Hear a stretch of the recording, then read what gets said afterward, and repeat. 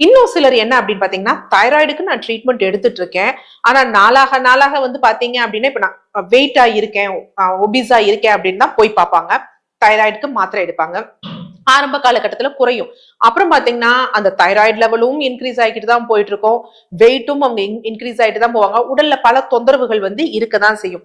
So அப்ப என்ன காரணம்? இந்த தைராய்டு விஷயத்துல என்ன நடக்குது? நம்ம ஒரு மாத்திரை போட்டால் தைராய்டு வந்து நார்மல் ஆயிடும் அப்படின்னு நினைக்கிறது தவறான ஒரு விஷயம்.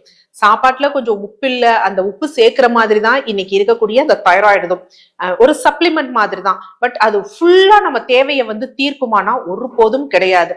உச்சந்தலை முதல் உள்ளங்கால் வரை ஒரு சின்ன செல்ல இருந்து பெரிய ஆர்கன் வரை அத்தனையிலையும் என்ன அப்படின்னு பாத்தீங்கன்னா இந்த தைராய்டு ஹார்மோனோட இன்ஃப்ளூயன்ஸ் இருக்கு.